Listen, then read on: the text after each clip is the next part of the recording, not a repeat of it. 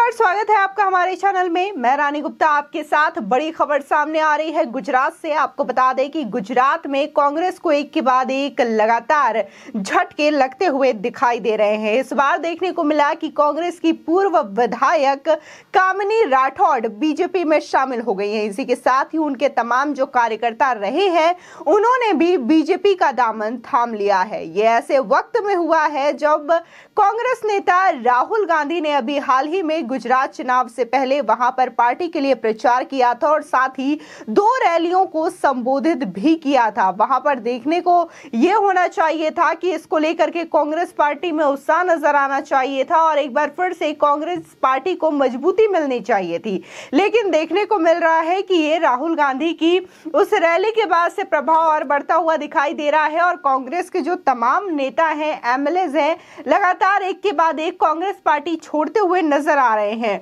और ये जो चीजें हैं लगातार कांग्रेस में घटती हुई दिखाई दे रही हैं। लगातार कांग्रेस के विधायक बीजेपी में शामिल हो रहे हैं, कांग्रेस का साथ छोड़ते हुए नजर आ रहे हैं। तो वहीं राहुल गांधी एक बार फिर से अपनी भारत जोड़ो यात्रा में जुट चुके हैं। बता दें, दहगाम से कांग्रेस की पूर्व विधायक कामिनी बा राठौड़ मंगलवार को अपने कार्यकर्ताओं के साथ बीजेपी में शामिल हो गई हैं। कामिनी बा 2012 से 2017 तक विधायक रही थी, लेकिन वो पिछले चुनाव में हार गई थी और हाल ही में कामिनी बा ने एक ऑडियो जारी करते हुए कांग्रेस नेताओं पर पैसे लेकर टिकटें बेचने का आरोप भी लगाया था। उन्होंने कहा था कि पूरी कांग्रेस 5 लोग मिलकर चलाते हैं। आपको बता दें, कामिनी बा ने कहा कि टिकट के सामने पैसे की मांग की शिकायत सीनियर नेताओं को ही की गई थी, लेकिन कोई नतीजा नहीं निकला। आखिर में बीजेपी में शामिल होने का मैंने मन बना लिया है।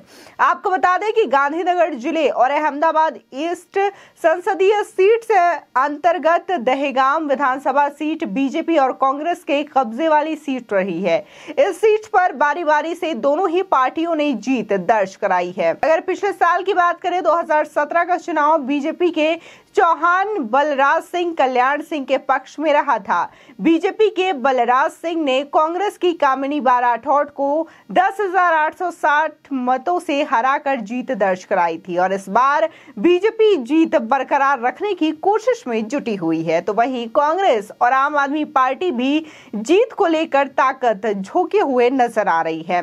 बता दें, आम आदमी पार्टी ने सुहाग पंचाल को चुनावी दंगल में उतारा है।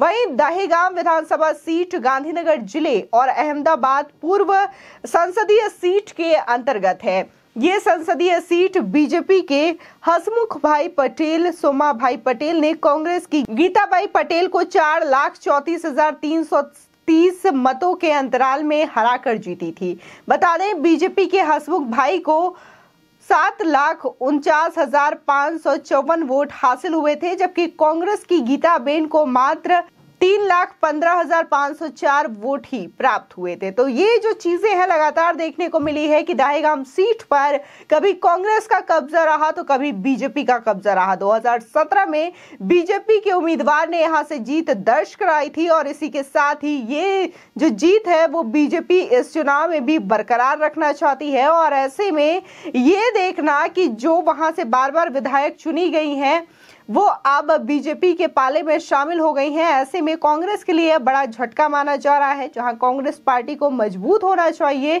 लगातार राहुल गांधी की इस रैली के बाद से ये उम्मीदें जताई जा रही थी कि कांग्रेस पार्टी मजबूत होगी और वहां पर उम्मीदवारों को और इसी के साथ ही कार्यकर्ताओं को इसको लेकर के उत्साहवर्धन मिलेगा और नई उमंग के साथ वो लोग पार्टी के कार्यकर्ता जुट जाएंगे कांग्रेस पार्टी को मजबूत करने में। लेकिन राहुल गांधी की इस रैली से भी कोई फायदा लोगों में नजर नहीं आ रहा है। वैसे भी ये सवाल शुरू से ही उठ रहा था कि क्या इस आखिर समय में चुनावी प्रचार को धार देना राहुल गांधी के लिए कामयाबी देगी या नहीं देगी। ऐसे में अब राहुल गांधी की इस रैली के बाद से ही लगातार जो विधायक है, नेता हैं, उनका कांग्रेस छोड़ने का ये सिलसिला लगातार जारी है और ये लोग बीजेपी में शामिल होते जा रहे हैं। जहां चुनावी सर्वे भी तमाम तरीके से यही दावा कर रहा है कि कांग्रेस पार्टी इस बार करार भारी शिकस्त झेल सकता है।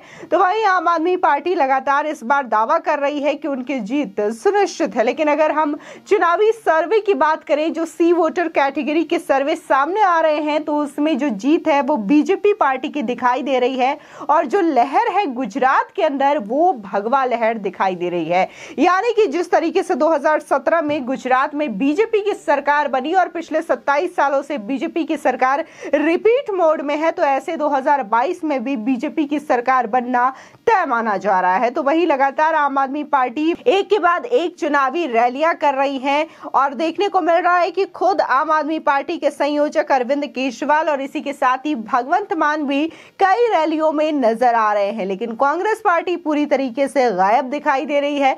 बता दें कि कांग्रेस पार्टी के नेता राहुल गांधी ने 2 रैलियों को संबोधित किया, इसके बाद से कोई बड़ा नेता वहां पर नजर नहीं आ रहा है। ऐसे में लोग सवाल उठा रहे हैं कि आखिर कांग्रेस इतनी खामोश क्यों बैठी हुई है? क्या एक के बाद एक जिस तरीके से उनके विधायक साथ छोड़ दे रहे हैं, तो इससे कांग्रेस ने भी इस विधानसभा चुनाव में हार मान ली है। क्योंकि हिमाचल प्रदेश में देखने को मिला था कि आखिर के कुछ दिनों में प्रियंका गांधी वाड्रा ने वहां पर चुनाव का कमान संभाला था और वहां पर वो प्रचार करती हुई दिखाई देती, लेकिन अभी तक उन्होंने गुजरात में ऐसा कोई प्रचार नहीं किया है। तो इसको लेकर के लोग सवाल उठा रहे हैं। तो वहीं एक बार फिर से राहुल गांधी भारत जोड़ो यात्रा में शामिल हो चुके हैं। उन्होंने अपनी यात्रा को एक बार फिर से शुरू कर दिया है और ये यात्रा महाराष्ट्र से मध्य प्रदेश पहुंच चुकी है। फिलहाल इस यात्रा को लेकर भी कई तरीके से विवादित तस्वीरें और विवादित बयान हमेशा से ही सामने आते हुए नजर आते हैं। कभी जो भारत जोड़ो यात्रा में राहुल गांधी के साथ लोग शामिल होते हैं उन पर सवाल उठाया जाता है कि ये